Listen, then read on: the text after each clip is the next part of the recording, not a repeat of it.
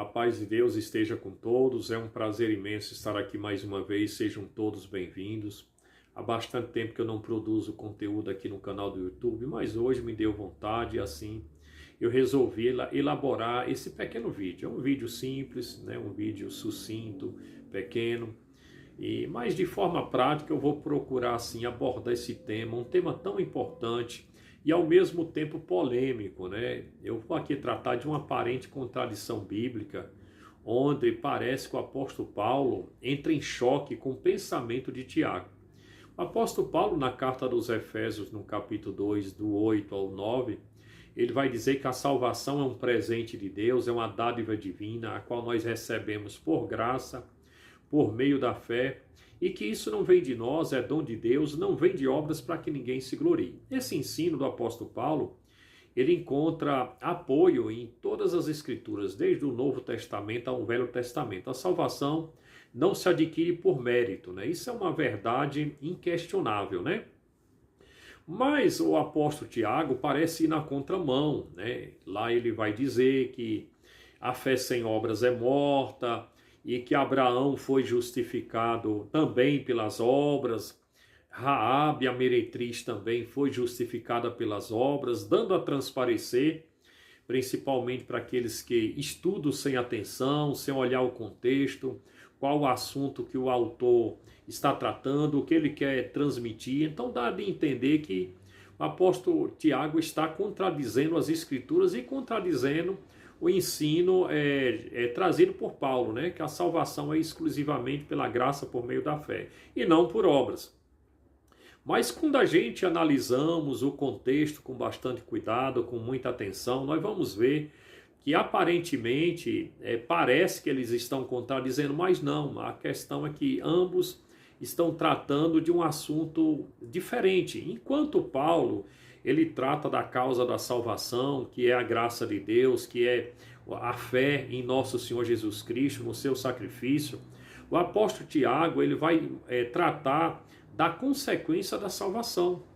E quando ele diz que Raabe, a meretriz, ela foi justificada pelas suas obras, evidentemente que as obras que Raabe fez, ela fez por meio da fé no Deus vivo, no Deus de Israel. Então é uma consequência, né? As obras que ela praticou quando ela acolheu os espias, elas eram provenientes da fé, ou seja, era consequência da fé e não a causa da fé em si, né? E também Abraão também, quando as escrituras dizem que ele também foi justificado, não somente pela fé diante de Deus, mas também justificado pelas obras quando ofereceu Isaac no altar. Abraão só ofereceu Isaac no altar porque ele creu em Deus, né? E ele, inclusive o próprio texto diz que Abraão creu e isso lhe foi imputado como justiça, crendo até que Deus era poderoso para ressuscitar o seu filho. Então, o ato que Abraão praticou era consequência da fé. A mesma coisa do texto que está lá: quem crê e for batizado será salvo. Quer dizer, primeiro vem a fé, depois da fé vem a obra, vem a ação, né? E tudo como resultado da fé que nós temos dentro do coração. Então, quando Tiago ele diz que a fé sem obras é morta, ele está tratando do trato social, da forma como nós devemos tratar os nossos semelhantes. Inclusive o próprio contexto de Tiago ele vai dizer isso, né? Ele inicia o capítulo 2 dizendo: irmãos, não tenhais a fé de nosso Senhor Jesus Cristo, Senhor da glória, em excepção de pessoas. Porque se no vosso ajuntamento entrar alguém bem vestido, com vestidos preciosos, e entrar também um pobrezinho, e você atentar para aqueles que têm condição, dando a ele um lugar de honra, e menosprezando aquele pobre coitado, você está fazendo exceção de pessoas. Depois ele vai dizer: e se alguém chega pedindo um alimento cotidiano e você diz: não, tenha fé, vá em paz, e você não der essa pessoa o que ela necessitou, que proveito tem disso? Então o que Tiago estava dizendo é que uma fé ela tem que ser acompanhada com ação. Quer dizer, o que é que adianta eu dizer que sou cristão, mas eu não refletir a minha fé através das minhas ações? Quer dizer, então a fé ela realmente, sem as obras, é morta, não para a salvação, né?